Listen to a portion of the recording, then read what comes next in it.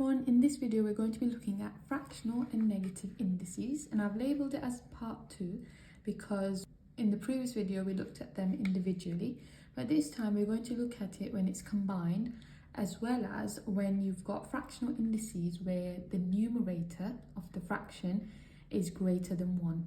Okay, so we're just going to start off with looking at the proof, and by proof I just mean how the rule that I'm about to show you came about. Okay, so we're going to just look at when you've got fractional indices and the numerator is greater than 1. What does that mean and what do we have to do in that scenario? Okay, so I want you to first of all think about 4 to the power of a half all cubed. Okay, now using our laws of indices, which we looked at in the previous video, we can evaluate what's inside the brackets. Well, 4 to the power of a half, we know because the bottom number is 2, that means we're working at the square root of 4. Okay, and again I'm going to keep my brackets and the cube because I haven't really worked that out yet. So the brackets are there and the cube sign is in the outside, so that means I need to first square root it and then cube my answer. Okay, so let's go ahead and do that. So that means square root of 4 is 2, and cubing it gives me 2 cubed, which gives me 2 times by 2 times by 2, which gives me 8. Okay, so the answer is 8. Now I want you to think about using laws of indices, what we can actually write this as well. So using our initial laws of indices, we know that when you've got a power outside bracket and a power inside, we can multiply them together. So that means 3 times by a half would actually give me 3 halves. Okay, so I can actually rewrite this as 4 to the power of 3 over 2. Well, I've actually already evaluated this scenario, this question over here. I know that I have to work out the square root first and then cube my answer. Okay, so that means when you've got a number greater than 1 as your numerator, you're actually just working out the power or evaluating, squaring or cubing or writing it to the power of 4, your number. Okay, and the bottom number we know is the square root or the cube root, okay, or the 4th root. So the bottom number is always your root, okay, and the top is actually just your power that you're evaluating. Okay, it could be, in this scenario it's cube. So that is what we mean. So this is what we mean by this question over here. Okay, they are both the same thing. Now you can do this in any order. We could be cubing our answer first and then square rooting, or I could be square rooting and then cubing. It's going to give me the same answer, but it is just easier to work out the root first, since that will make your number smaller, and then it's easier to cube it, which will make your number bigger. Okay, rather than if you cube 4 first and then square root it, it's just a bit of a harder question to work with. Okay, and now we'll take a look at some examples. Okay, so let's take a look at some examples. I've got my rule written down over here in case we need to refer back to it.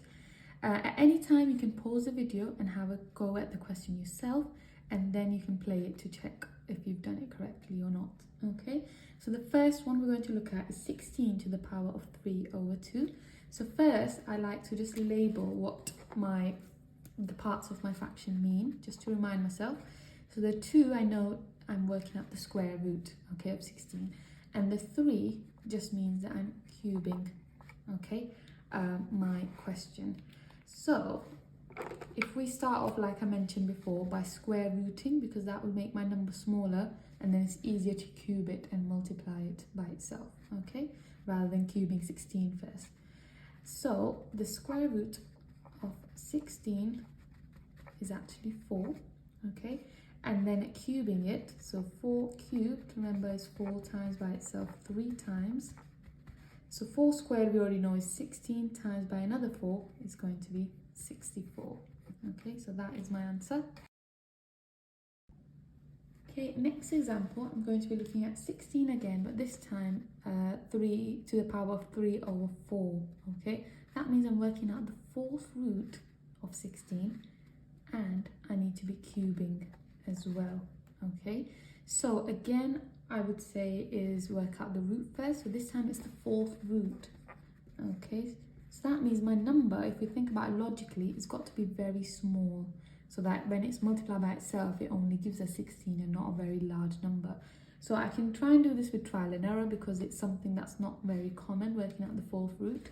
So if I'm starting off with small number, I can start off by using something like 2. If I multiply that by itself 4 times, let's check what do we get. So 2 times by 2 is 4, times by 2 is 8, times by 2 is actually 16. So therefore my answer is just going to be 2.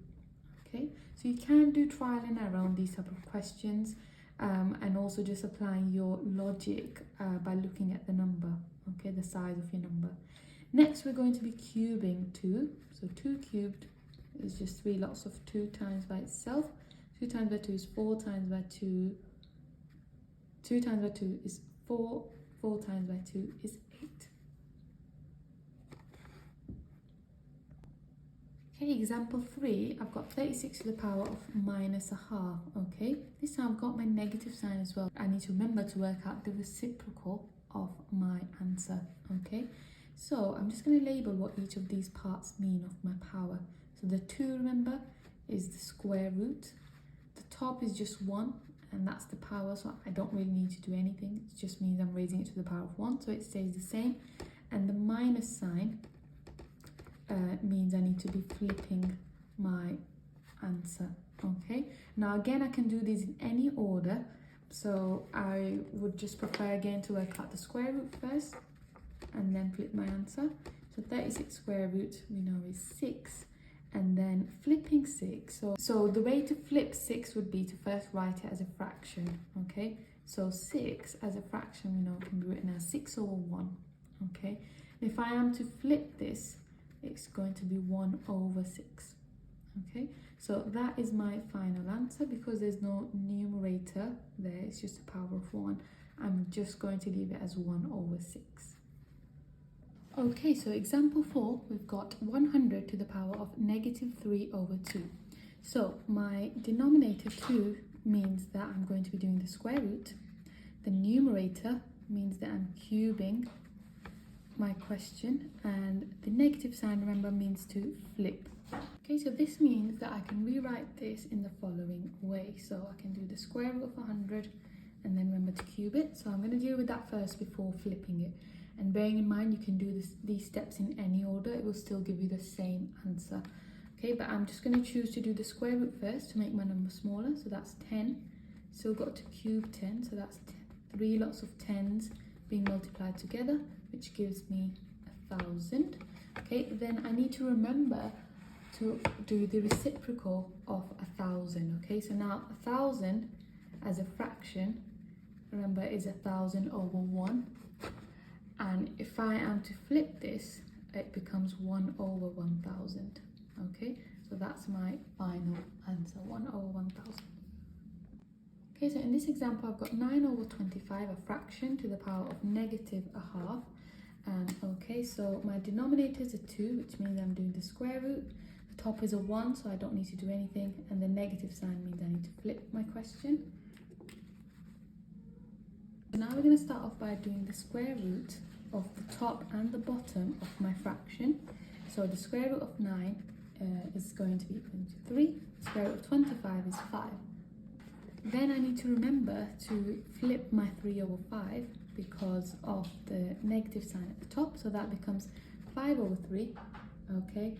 And that is my final answer because I don't need to do anything because my numerator is just 1, okay? So there's no squaring or cubing. I can, however, change this to a mixed fraction. So that would become 1 over 2/3, okay? Both of these are correct.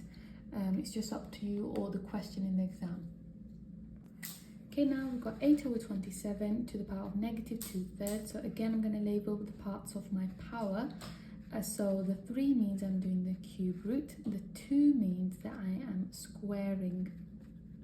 Okay, okay, my number, and the negative sign again is your flipping or finding the reciprocal. So like I always like to do, I'm going to start off by doing the root first. So the cube root this time of 8 and 27. So 8 cube root is 2, and the cube root of 27 is going to be 3. Okay, then I'm going to be squaring my answer. Okay, so 2 over 3, I'm going to square the top and the bottom. So that gives us 2 squared is 4, and 3 squared is going to be 9. Okay, so we've got 4 9s. Then I've got to remember to flip my answer at the end to be dealing with this negative sign over there. Okay, so my answer is 9/4. Or I can remember also write this as a mixed fraction, so that would become 2 1/4. So it's up to you which one you prefer. Okay, so we've got the last example, which is kind of a tricky one because we've got a decimal power this time. Okay, so I want you to think about what could we be doing in order to solve this question, okay? So we're used to doing fractional powers, but we've got a negative decimal one. So what we need to be doing is actually changing my negative and decimal power into a fractional one instead, okay? So I'm going to keep the negative sign because that stays, but change that decimal into a fraction. So 2.5 as a fraction we know is 5 over 2 because it's 5 halves. So therefore I can rewrite this as 4 to the power of negative 5 over 2 this time, okay? So it'll be negative 5 over 2. And again, we'll label the parts now as we normally do of my question. So we've got a 2 at the bottom, that's the square root. The top is a 5, that means it's a power of 5, okay? And the negative sign just means that I've got to be flipping my answer, okay?